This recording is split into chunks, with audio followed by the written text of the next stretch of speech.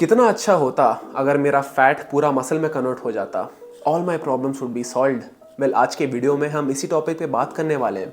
And अगर आप इस वीडियो को एंड तक देखो तो मैं गारंटी देता हूँ कि आप कुछ नया सीख के जाओगे एंड आपका बॉडी कॉम्पोजिशन ज़रूर इंप्रूव होगा। So let's start.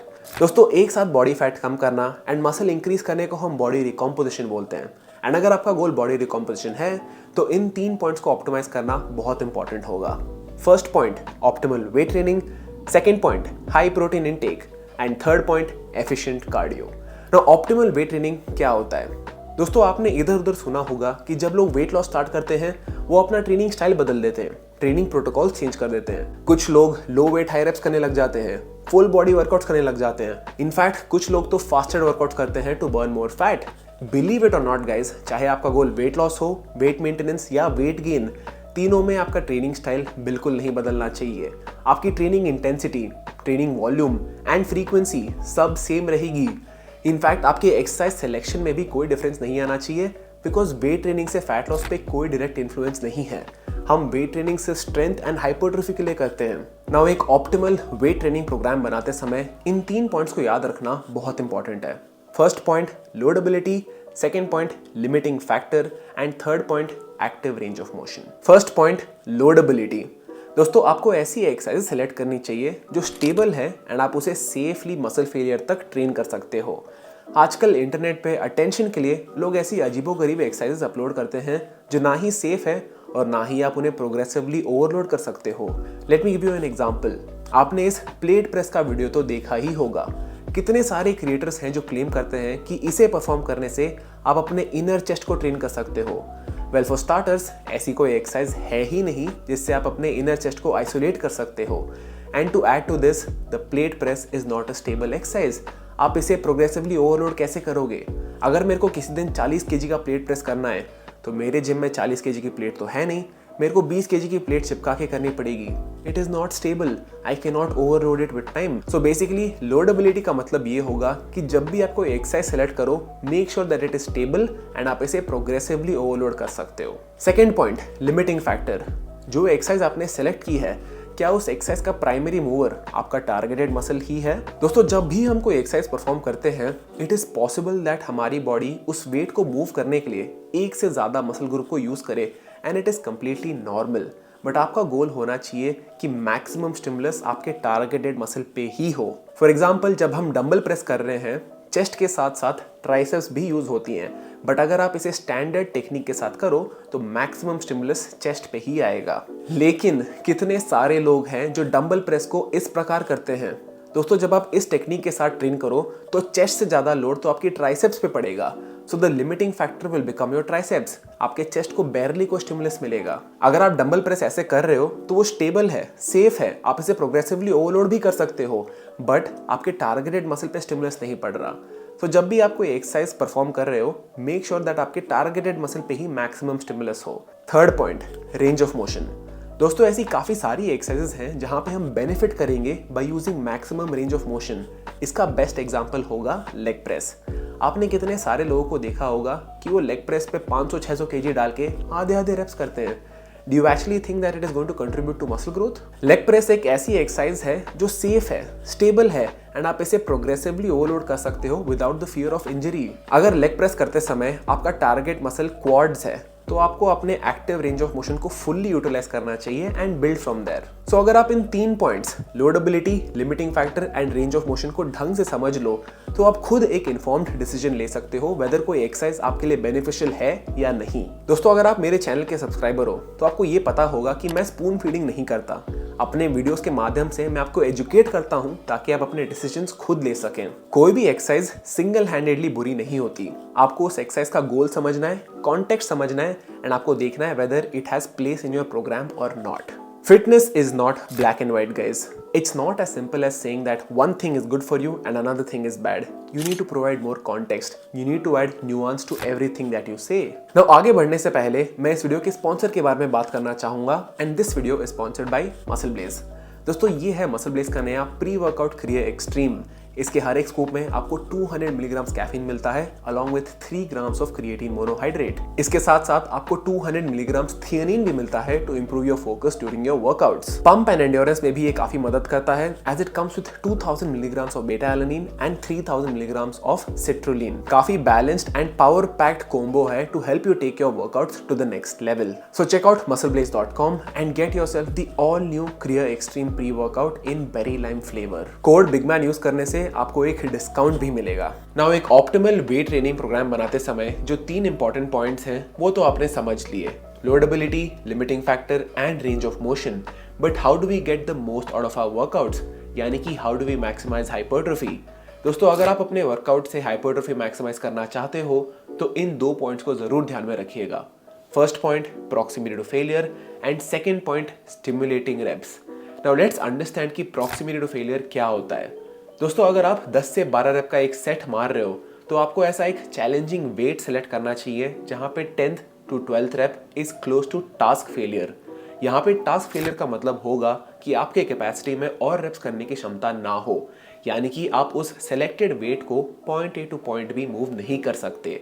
दोस्तों जब हम फेलियर तक ट्रेन करते हैं हमारी मसल्स में high degrees of mechanical tension generate होता है एंड ये याद रखिएगा कि mechanical tension is the primary driver for hypertrophy. तब आप सोच रहे होंगे कि मोहित ये मैकेनिकल टेंशन क्या होता है।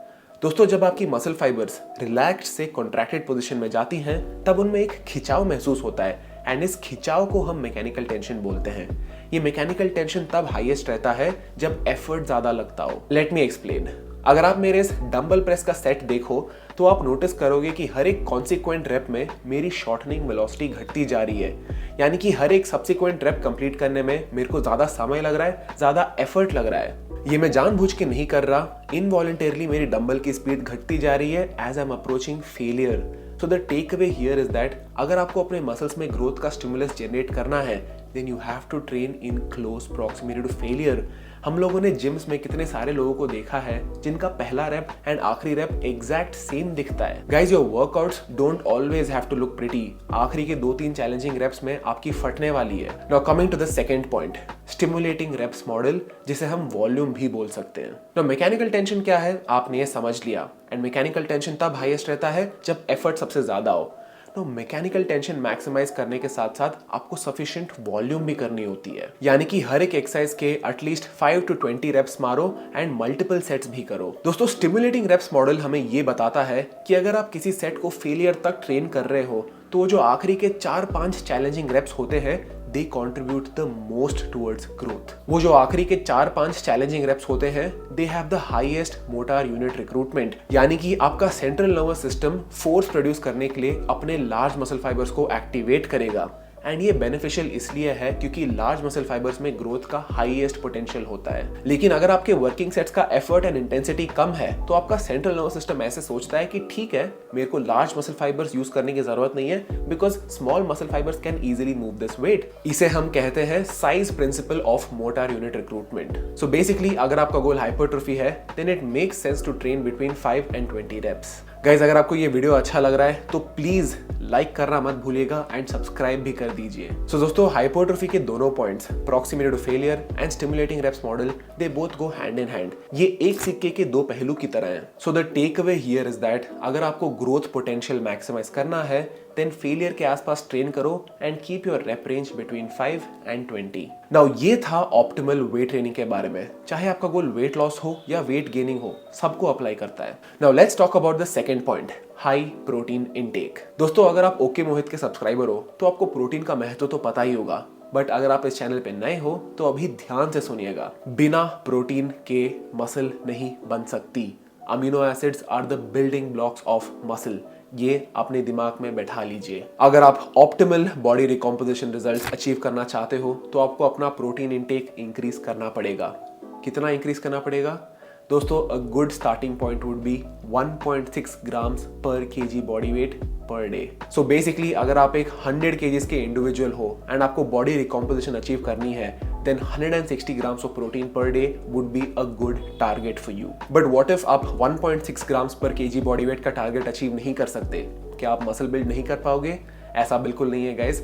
1.6 grams per KG is the optimal number, लेकिन अगर आप इससे कम भी खाओ तब भी आप मसल बिल्ड कर सकते हो. It just won't be the maximum amount. As a beginner आप लो प्रोटीन इंटेक के साथ भी मसल इंक्रीज कर सकते हो. इसे हम न्यूबी गेन्स बोलते हैं. बट अगर आप इन गेन्स को मैक्सिमाइज करना चाहते हो then high protein diet is compulsory. Guys, इस गलत फहमी में मत रहिएगा कि हाई प्रोटीन डाइट ओवररेटेड है. भारत देश में प्रोटीन डेफिशिएंसी सबसे ज्यादा है. अपने मील्स में प्रोटीन इंक्रीज करिए, आप बेनिफिट करोगे. आइडियली आपको अपना प्रोटीन इंटेक पूरे दिन में स्प्रेड आउट कर देना है एंड पर मील 40 से 50 ग्राम प्रोटीन का गोल रखना चाहिए. तो last point is efficient cardio.